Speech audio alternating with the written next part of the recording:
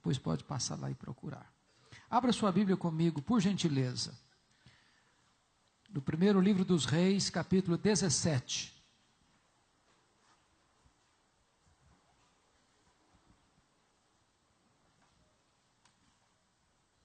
Primeiro livro dos Reis, capítulo 17.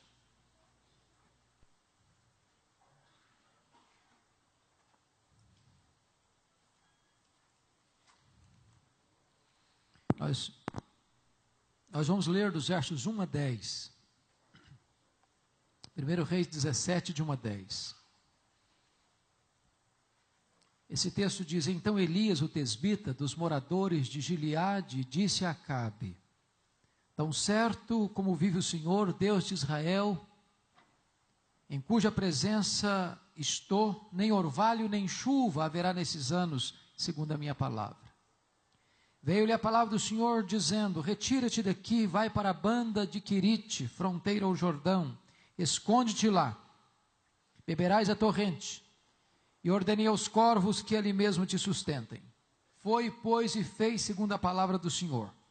Retirou-se e habitou junto à torrente de Quirite, fronteira ao Jordão. Os corvos lhe traziam pela manhã pão e carne, bem como pão e carne ao anoitecer, e bebia da torrente. Mas passados dias a torrente secou, porque não chovia sobre a terra. Então lhe veio a palavra do Senhor dizendo: Dispõe-te, vai a Sarepta, que pertence a Sidom, e demora-te ali onde ordenei uma mulher viúva que te dê comida. Então ele se levantou e se foi a Sarepta.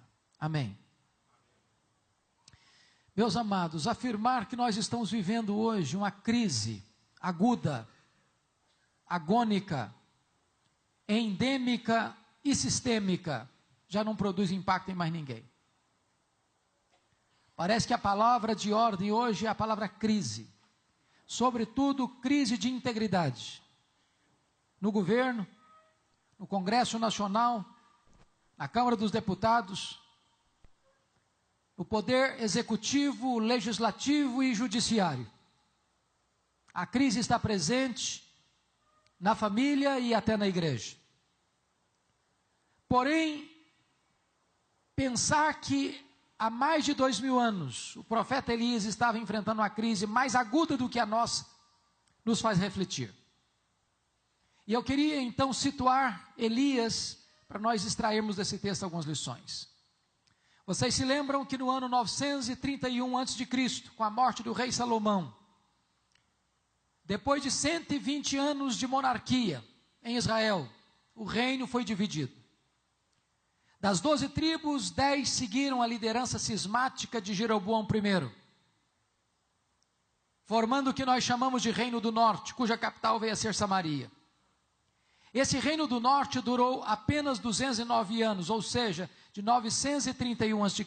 a 722 a.C., quando a Assíria tomou este reino e levou para o cativeiro o povo, e o Reino do Norte nunca mais foi restabelecido como soberania nacional.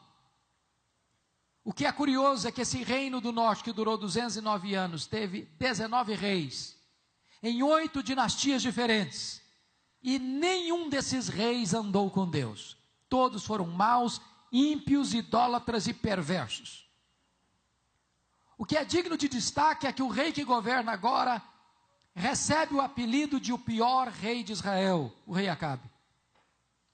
E se isso não fosse suficiente, ele casou-se com a pior mulher do mundo, Jezabel. A mulher era feiticeira, era assassina e mandona. O rei era apenas um boneco na sua mão. Foi esta mulher quem, à força de lei, impôs o culto a Baal em Israel como culto oficial e passou a perseguir e matar os profetas de Deus. Foi nesse tempo de crise política, econômica, religiosa, moral e espiritual que Deus levantou, não um partido, não uma denominação. Deus levantou um homem para fazer diferença na história da nação. E eu preciso então conhecer esse homem. Quem foi esse homem?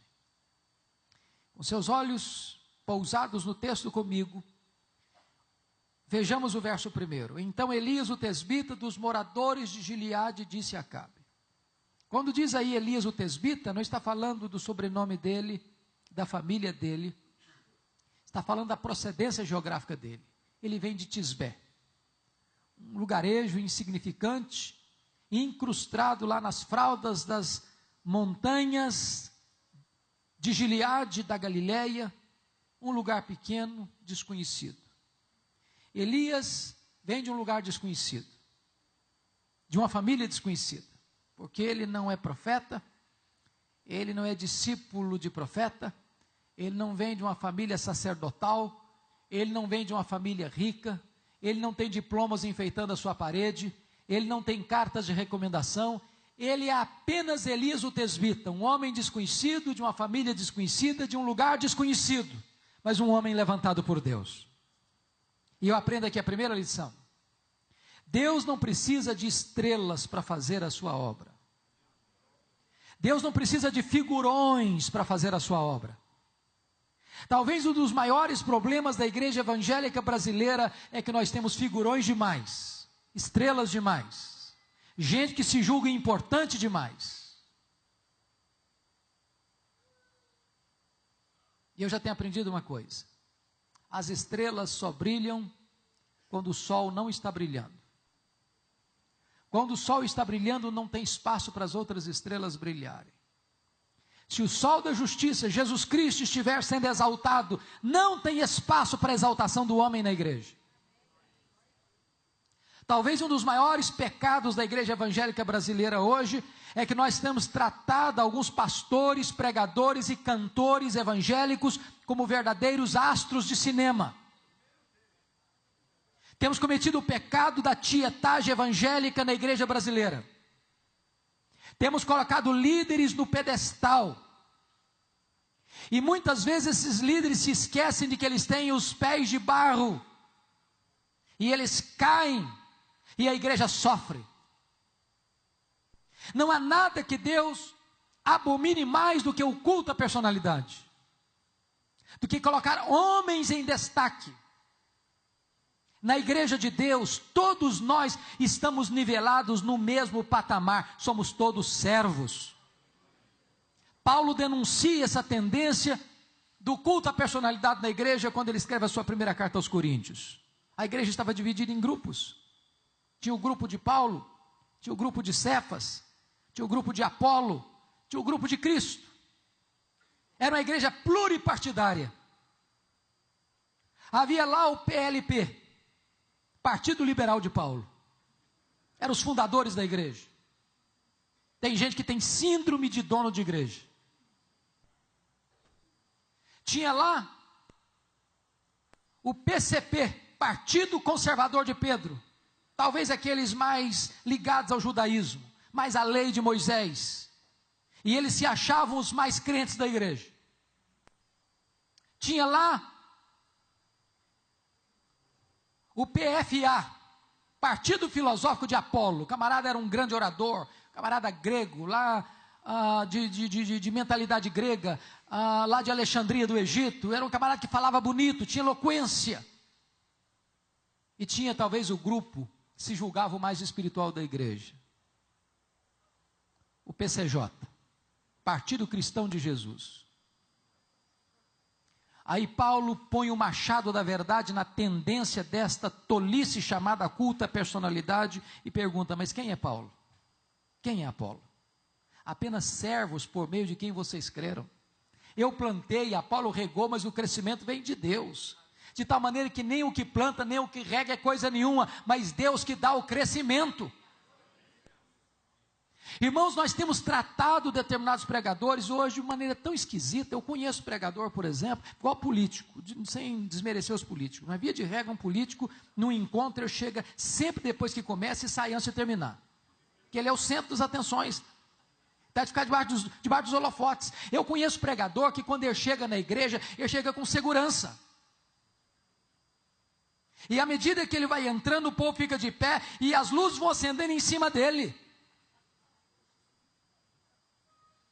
Eu conheço pregador que prega em púlpito blindado. Há pouco tempo, Eu convidei um cidadão para pregar e não consegui falar com ele porque estava blindado. Quando eu consegui falar com a secretária, disse: eu gostaria de convidar o fulano de tal para pregar. A secretária dizia: não prega mais em igrejas, mais não. Eu só prego em grandes encontros. Aí eu disse para a secretária: então o seu pastor é mais importante do que Jesus e mais importante que o apóstolo Paulo. Porque pelo que me consta, Jesus pregou o seu melhor sermão para uma pessoa só. E Paulo pregava publicamente e também de casa em casa. Nós estamos hoje vivendo a realidade de pastores e cantores que só vão pregar diante de altos cachês. Estamos comercializando o sagrado. Há poucos dias um colega meu dos Estados Unidos ligou para um cantor aqui no Brasil, sem desmerecer nenhum cantor, eu os amo e admiro o trabalho deles. Mas o irmão já respondeu no telefone: aleluia, irmão. Falei: aleluia, eu estou querendo te convidar para vir cantar aqui na igreja. Uma condição, eu vou sim, mas eu quero 2 passagens de primeira classe, quero um hotel 5 estrelas, quero um carro à minha disposição e quero $10.000 depositados antecipadamente na minha conta. Aí o pastor, coitado, ficou embaraçado e disse: meu irmão, eu tenho algumas dificuldades. Primeiro, que não tem hotel 5 estrelas na cidade que eu estou. Segundo, que eu não tenho $10.000 para botar na sua conta. E terceiro, que eu já perdi a vontade de convidar também.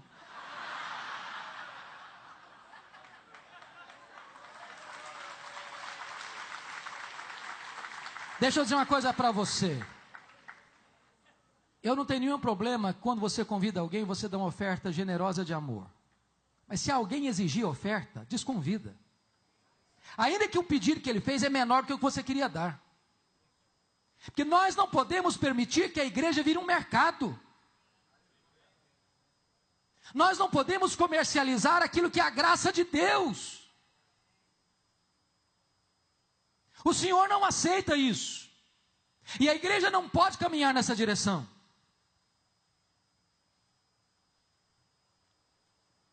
Veja comigo ainda o verso 1.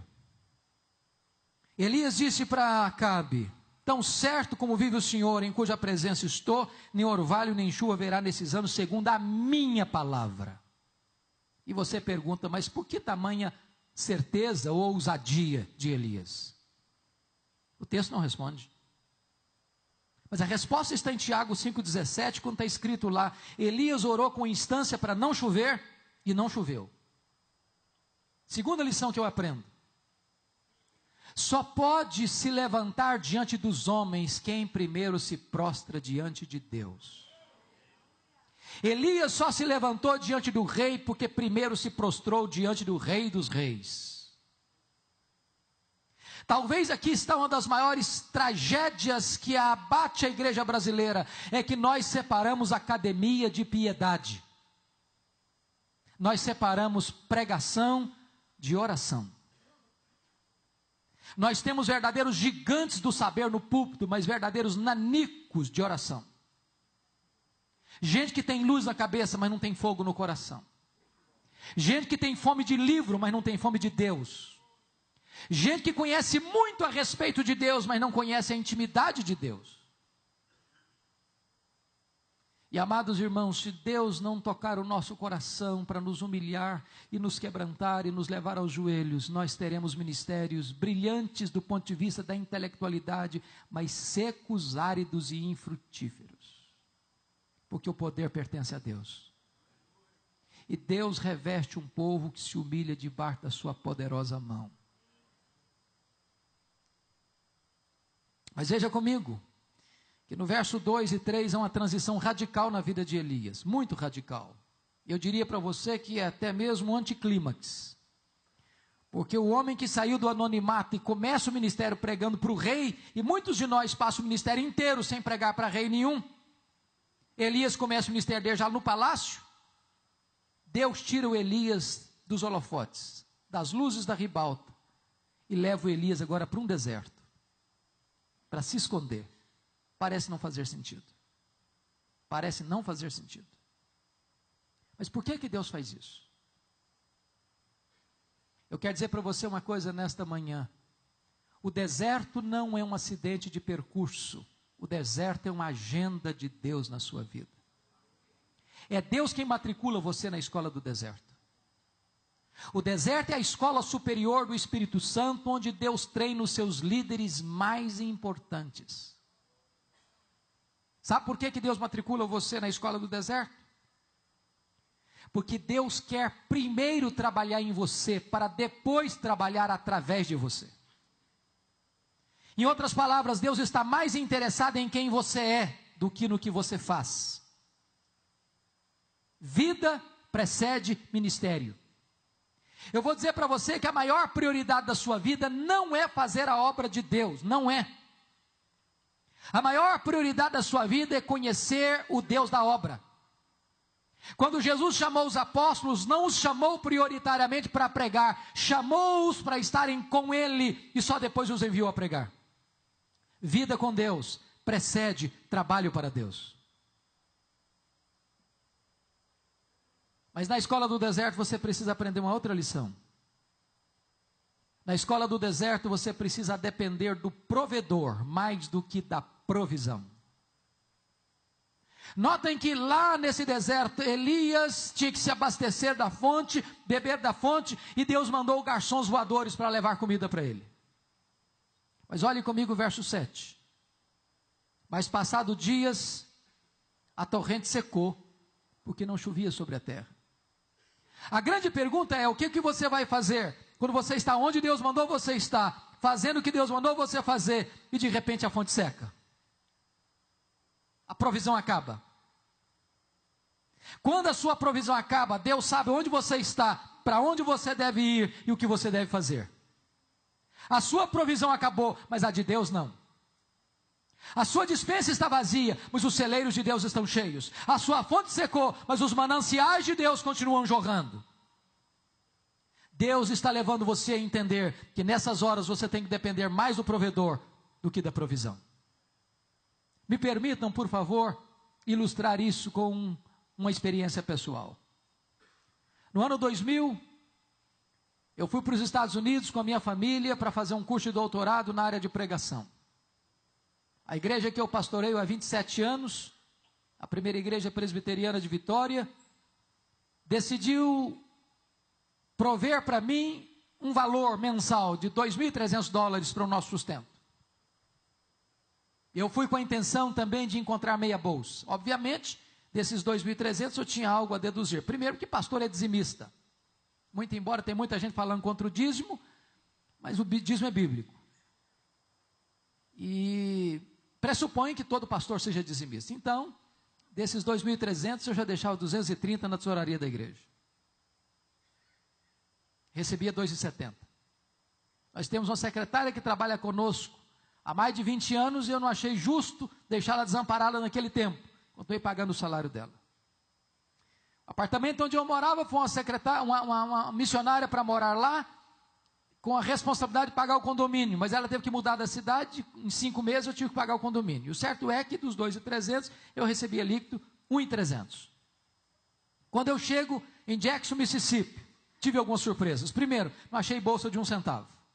Segundo, não tinha escola pública para os nossos filhos, tive que pagar a escola para eles. Terceiro, não tinha transporte público, tive que comprar um carro.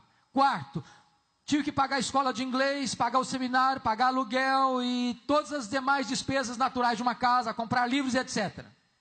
Conclusão, nosso orçamento nunca tinha ficado e nunca ficou num valor inferior a 3.000 por mês. Eu tinha uma receita de 1.300. Eu tinha levado todas as minhas reservas pessoais e com 5 meses o carro quebrou. $1.350 para consertar. A minha reserva tinha acabado. E eu não tinha dinheiro para tirar o carro da oficina. Não tinha transporte público. Não tinha dinheiro para comprar comida para casa, nem para pagar o seminário. E eu já vi, e tinha visto já muita gente não podendo pagar o seminário, a direção fazer uma visita de muita cortesia, dizendo: já que você não consegue se manter aqui, você tem liberdade de voltar para a sua terra. Eu disse: meu Deus, eu não gostaria de voltar envergonhado, frustrado, mas também não quero ser mais pesado à igreja.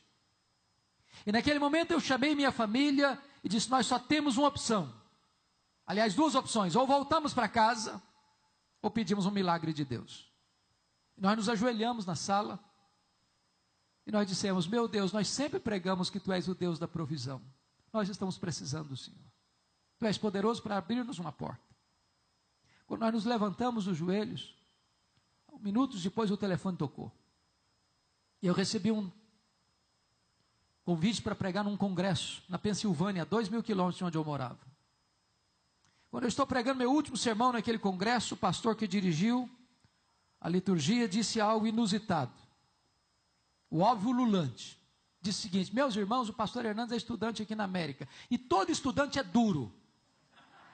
Não precisa nem ser profeta para falar um negócio desse. Se alguém quiser ajudá-lo, fique à vontade. Eu saí daquele congresso com $5.500 de oferta. Um pastor me procurou depois do culto e disse: eu vou lhe mandar $300 por mês, até você terminar o seu curso. Eu voltei para casa chorando. Tirei o carro da oficina, fiz compra para casa, paguei o seminário, ainda sobrou dinheiro. Na semana seguinte, um outro telefonema, um convite para pregar num outro congresso em New Hampshire, a 2.500 quilômetros de onde eu morava.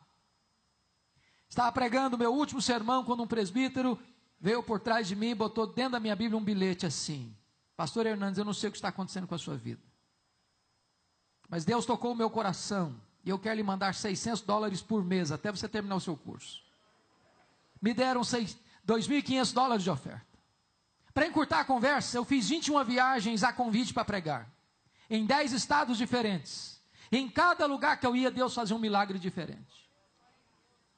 Um dia uma mulher fez uma viagem de 60 milhas, de noite, debaixo de neve, porque Deus tocara o coração dela para ir onde eu estava, para botar uma oferta no meu bolso. No dia que eu vim embora, eu fui ao banco fechar a conta. Para minha surpresa, exatamente o valor das nossas economias pessoais que nós havíamos levado estava lá no banco. E Deus nos ensinou uma lição: quando a sua fonte seca, a minha fonte continua jorrando. Quando a sua despensa fica vazia, os meus celeiros estão cheios. Você tem que depender do provedor mais do que da provisão. Agora veja comigo, por favor, versículo 8, porque é uma outra transição na vida de Elias. Então lhe vi a palavra do Senhor dizendo: dispõe-te, vai a Sarepta, que pertence a Sidom, e demora-te ali, onde ordenei uma mulher viúva que te dê comida. Então ele se levantou e se foi a Sarepta. Sabe o que Deus está dizendo para Elias aqui? Elias, aperte os cintos, meu filho. Vou matricular você agora no estágio mais avançado. Você acabou o estágio do deserto? Agora eu vou jogar você na fornalha. Sarepta significa fornalha, fogo, cadinho. Deus ainda está trabalhando em Elias para depois trabalhar através de Elias. E note você que Deus manda Elias sair do esconderijo e ir para Sidom, fora de Israel. Só que conforme o capítulo 18 deste mesmo livro, versículo 10, você pode conferir aí na sua Bíblia, nesse tempo que Elias ficou escondido em Querite, Acabe o procurava em Israel e nas nações vizinhas para matá-lo. E para sair desse esconderijo, ele correu o risco de ser morto pela polícia de Acabe. Mas o Deus que manda é o Deus que protege. E Deus parece que tem senso de humor, porque o que Deus fala para ele não faz sentido. Era um tempo de fome na terra, e a seca atingindo Israel, atingia também os limites de Israel. E Deus diz: vai, porque lá eu ordenei uma mulher viúva que te dê comida. Se Deus dissesse o contrário, faria um pouco de sentido. Meu filho, chega de ficar descansando, chega de ficar escondido, vamos trabalhar um pouquinho agora. Eu vou te mandar para Sarepta para você cuidar de uma mulher viúva. Ele faria um pouquinho de sentido, ele teria um ministério. Mas Deus diz: vai, porque lá uma mulher viúva vai te sustentar. E ele sai de Querite para não morrer de sede e quase morre de fome em Sarepta, porque a viúva que vai dar comida para ele está morrendo de fome. É como se Deus dissesse para você: pode ir, meu filho, a porta vai estar aberta. E você chega lá, a porta está fechada. Pode ir, meu filho, que vai ter provisão. Você chega lá, não tem provisão. É que Deus ainda está trabalhando em você, para depois trabalhar através de você. Deus está ensinando você que você tem que depender não da provisão, mas do provedor. Aquela viúva conheceu a Deus na cozinha. E eu fico imaginando que Deus não deve ter multiplicado um tonel de azeite, um saco de trigo para ela de uma vezada só. Eu acho que toda vez que aquela mulher ia para a cozinha, ela colocava lá a porção para fazer a refeição e olhava na vasilha, o nível do azeite era o mesmo, o nível do trigo era o mesmo, e todo dia Deus fazia um milagre naquela casa. o seu Deus ainda multiplica azeite na nossa botija e farinha na nossa panela. Ele é o Deus da provisão. Por outro lado, na mesma casa onde acontece um milagre, também acontece uma tragédia. O filho único desta viúva adoece e morre. Tem existido uma pregação por aí, amados irmãos, falsa, perigosa, dizendo o seguinte, que crente não pode ficar doente. Crente não pode ter problema financeiro. Eu quero dizer para você que crente bate carro. Crente fica doente. Crente enfrenta a luta. Crente passa por vale sombrio. Crente chora a dor dos seus mortos. Ser crente não é ficar blindado das intempéries naturais da vida, não é uma colônia de férias, nem um parque de diversões. Jesus nunca nos prometeu ausência de dor, de angústia, de aflição. O que ele nos prometeu é estar conosco e nos dar vitória no meio das lutas. O que é grave é que esta mulher bota a culpa em Elias. Você que é pastor e está aqui hoje, sabe de uma coisa. Há uma tendência no ser humano de transferir e projetar suas dores. E buscar um culpado para os dramas que enfrenta. Se um filho se divorcia, o culpado é o pastor. Se alguém enfrentou um problema financeiro, o culpado é o pastor. E o grande drama aqui é o seguinte, que talvez nada machuque mais o coração de um líder do que ser acusado daquilo que ele não deve. Talvez a tendência nossa é sermos valentes em nos defendermos. Eu conheço pastor que chega a dizer o seguinte, é melhor passar por cima do meu cadáver do que passar por cima dos meus direitos. O que me impressiona é que Elias não se defendeu, mesmo estando coberto de razão. Talvez aprendendo um princípio que Jesus ensinou mais tarde, não se esmaga a cana quebrada, nem apaga a torcida que fumega. Tripudiar sobre quem já está machucado e ferido não faz sentido. A única palavra que Elias diz para aquela viúva foi esta, transfira para os meus braços a sua dor, me dê seu filho morto aqui. E diz a Bíblia que ele pega a criança morta, sobe para o seu quarto, e lá ele abre o bico, lá ele fala muito, lá ele fala com Deus, nos ensinando uma outra lição, se nós orássemos mais, nós brigaríamos menos. Se nós orássemos mais, nós nos defenderíamos menos. Se nós orássemos mais, nós veríamos mais os milagres de Deus acontecendo. Quantas reuniões de liderança, madrugada dentro, com os nervos à flor da pele, com resultados pífios. Se nós orássemos mais, teríamos reuniões mais curtas e mais eficazes. O que me impressiona é que Elias tem coragem de fazer um pedido inédito para Deus. Não tem nenhum relato de ressurreição até então. Talvez se hoje alguém fosse fazer um pedido inédito para Deus, nós o chamaríamos de inconsequente, de herético, de heterodoxo, de insano. Mas Elias tem a capacidade de pedir para Deus algo inédito, para que Deus ressuscitasse o menino. E Deus ressuscitou. Deus faz o inaudito, o extraordinário, o insólito, o incomum. Deus faz milagres. Agora pense nessa cena comigo, irmãos. Dentro da realidade evangélica brasileira hoje, onde muitas pessoas fazem propaganda de si mesmos. Pense comigo se Elias fosse um desses estrelas de hoje no Brasil. Eu acho que antes de devolver o menino morto para a mãe, a primeira coisa que ele ia fazer é chamar uma coletiva da imprensa. E mostrar para todo mundo que quão grande homem ele era. Agora sim levantou-se um poderoso profeta de Deus que até os mortos ressuscitam. Eu acho que Elias ia fazer um pouco mais. Ele ia fazer um discurso de alto elogio antes de devolver o menino para a mãe.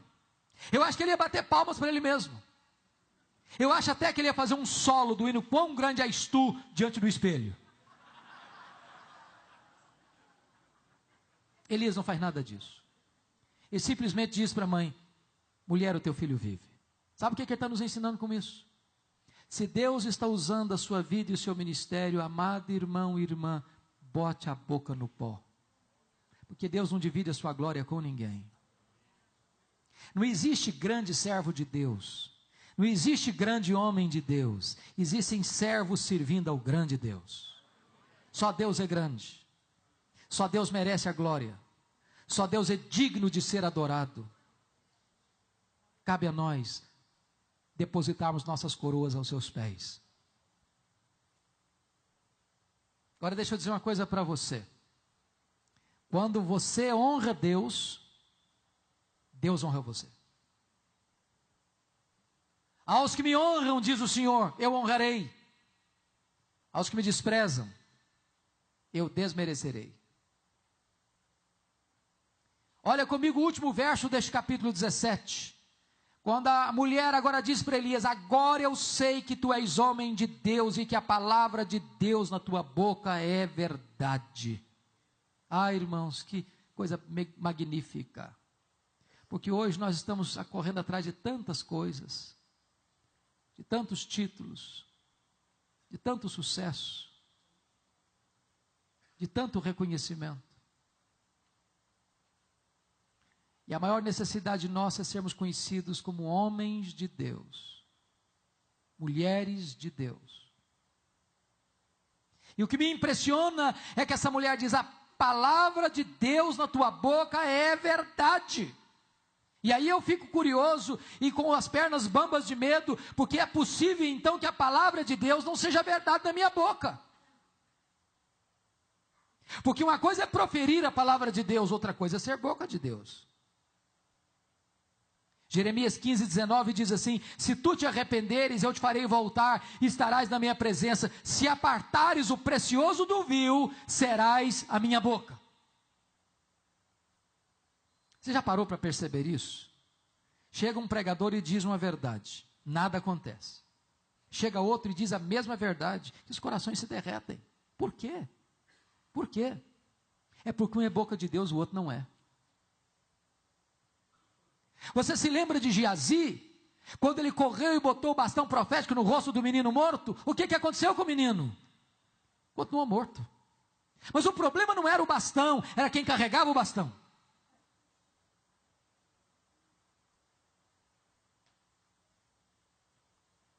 Amados irmãos,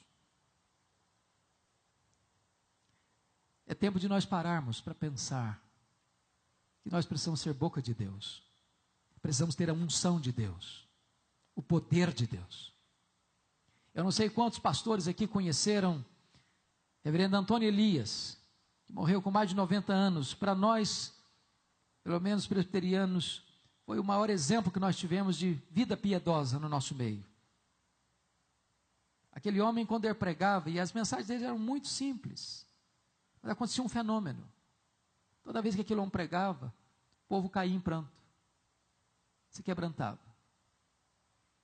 Aí um dia, ele estava pregando num congresso, e chegou uma pessoa e fez uma pergunta, esperando uma resposta teológica profunda. E perguntaram: pastor Elias, Antônio Elias, o que é unção? E ele respondeu: é muito simples, meus filhos, unção é assim, uns são, outros não.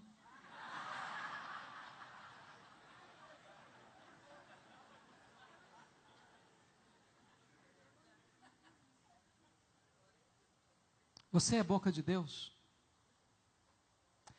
Você tem apartado o precioso do vil? Você tem abastecido a sua alma na fonte? Você tem sede de Deus? Você tem sido tratado por Deus? Você tem sido matriculado na escola de Deus?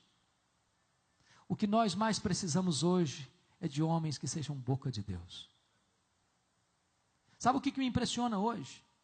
É que os maiores sermões da história dos pais da igreja, dos reformadores, dos puritanos, dos avivalistas, dos pregadores mais conhecidos da história, esses sermões estão hoje disponíveis em nosso vernáculo. Mas se nós pegássemos um desses sermões hoje e o pregássemos outra vez, não teria o mesmo resultado mais. Por quê? Por quê?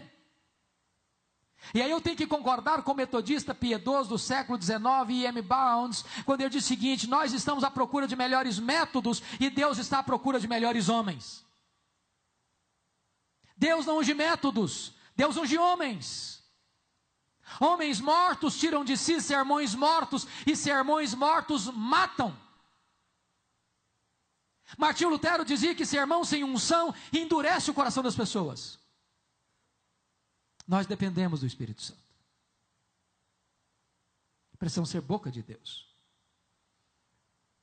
Eu conheço um caso até jocoso, engraçado, de um seminarista que resolveu decorar o sermão de Jonathan Edwards.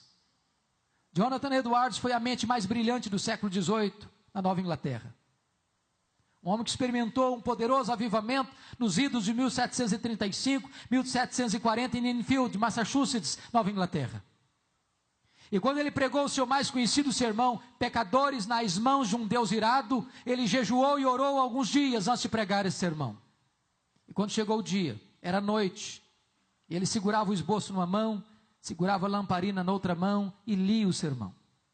Na medida que ele lia o sermão, o seu auditório foi tomado de convicção de pecado e começou a chorar, se humilhar, se quebrantar. Pessoas se agarravam nas pilastras do templo e choravam copiosamente. Quando ele terminou o seu sermão, o auditório estava caído, prostrado em lágrimas, e houve mais de 500 conversões naquela noite. O seminarista pegou o sermão, decorou palavra por palavra, frase por frase, sentença por sentença, e chegou na sua igreja e pregou o sermão com toda veemência, e o seu auditório também caiu, mas no sono. O sermão era literalmente o mesmo, mas quem pregava o sermão era outra pessoa. Deus não unge métodos, Deus unge homens.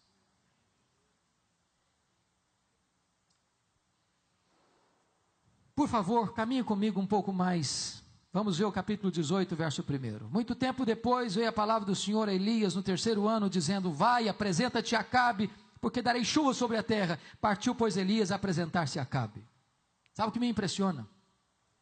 É que Deus preparou na escola da vida Elias durante 3 anos e meio, para usá-lo num único dia, aqui no Monte Carmelo. Deus não tem pressa quando se trata de treinar os seus líderes. Nós estamos vivendo na época do fast food, nós estamos vivendo na época de propagandas assim: entre nessa escola e aprenda a falar inglês num mês. Faça um curso de 1 semana e seja um líder eficaz. Não existe isso. Não existe isso. Não dá para pular estágios. Deus está trabalhando em você artesanalmente. Deus preparou Moisés 80 anos para usá-lo apenas 40. Deus preparou Elias 3 anos e meio para usá-lo num único dia. Jesus Cristo começou o seu ministério aos 30 anos, um ministério de 3. O tempo gasto em amolar o machado não é tempo perdido. Deus primeiro trabalha em você, então depois Deus trabalha através de você. E o que é curioso é que no Monte Carmelo, diz a Bíblia que Elias confronta o rei Acabe, chamando-o de perturbador de Israel, confronta o povo, dizendo: vocês estão em cima do muro, cocheando entre 2 pensamentos, e confronta os profetas de Baal, dizendo o seguinte: vamos fazer um desafio aqui, o Deus que responder por fogo, esse é o Deus verdadeiro. Como o povo gosta de espetáculo, ajuntou-se para ver a cena. Elias mandou os profetas de Baal, então, fazer o sacrifício deles, e eles fizeram, e eles pediram, e eles gritaram, e eles se retalharam com faca, e Baal não pôde atendê-los, porque Baal é um ídolo morto. Então diz a Bíblia que Elias restaurou o altar do Senhor que estava em ruínas, colocou a oferta sobre o altar, mandou regar de água o altar, e talvez você pergunte: mas como pode ser isso? Se tinha 3 anos e meio que não chovia, onde encontravam água numa montanha? É muito simples, é porque o Monte Carmelo está exatamente onde está o mar Mediterrâneo. Era só descer o monte, o mar Mediterrâneo estava embaixo. E depois que tudo estava pronto, Elias fez uma breve oração: agora manda fogo, Senhor. E o fogo caiu, e o povo caiu de joelhos gritando: só o Senhor é Deus, só o Senhor é Deus, só o Senhor é Deus. Mark Lloyd Jones diz assim: por que hoje nós estamos pedindo fogo do céu e o fogo não cai? Sabem por quê? Responde Mark Lloyd Jones: é porque nós nem restauramos o altar do Senhor ainda, que está em ruínas. Primeiro você restaura o altar, Que altar? Como restaurar o altar? Diz a Bíblia que Elias pegou 12 pedras. Por que 12 pedras? Símbolo das 12 tribos que estavam brigadas, divididas. Amados irmãos, esperar avivamento, orar, querer avivamento, com a igreja ferida, mágoas, ressentimentos, brigas, invejas, ciúmes, disputas, partidos, cisões, cismas. Não faz sentido. Primeiro nós levantamos o altar de Deus que está em ruínas. Primeiro nós colocamos tudo sobre o altar. Então vamos orar e o fogo vai cair. Diz a Bíblia que depois daquela magnífica vitória, Elias elimina os profetas de Baal e sobe para o alto da montanha. E lá ele bota a cabeça entre os joelhos e clama a Deus para que as torrentes voltassem para regar a terra. Eu não sei se você já parou para perguntar o seguinte, olha de novo o capítulo 18, verso 1 comigo. Muito tempo depois veio a palavra do Senhor a Elias, no 3º ano, dizendo, vai, apresenta-te a Acabe, porque darei chuva sobre a terra. O que me impressiona aqui é o seguinte, Deus não disse assim, vai, apresenta-te a Acabe, ore e eu darei chuva. Está escrito ore aí no versículo 1? Não. Por que Elias então subiu para o monte para orar? Porque a palavra de Deus é, vai, apresenta-te a Acabe e darei chuva. Não tinha no pacote da chuva oração. Por que Elias ora? A melhor explicação que eu tenho para esse texto até hoje, se você tiver uma melhor, me ajude, é que esse texto está mostrando para nós que a soberania de Deus não anula a responsabilidade humana. Da chuva, só Deus pode dar. Mas orar para chover é responsabilidade nossa. Abrir o coração do pecador, só o Espírito Santo pode abrir. Mas pregar para que o Espírito Santo abra o coração dele é responsabilidade nossa. Avivamento, só Deus pode dar. Mas preparar o caminho do Senhor para que ele se manifeste é responsabilidade nossa. E Elias orou, insistentemente, perseverantemente, humildemente, vitoriosamente. E as torrentes de Deus desceram.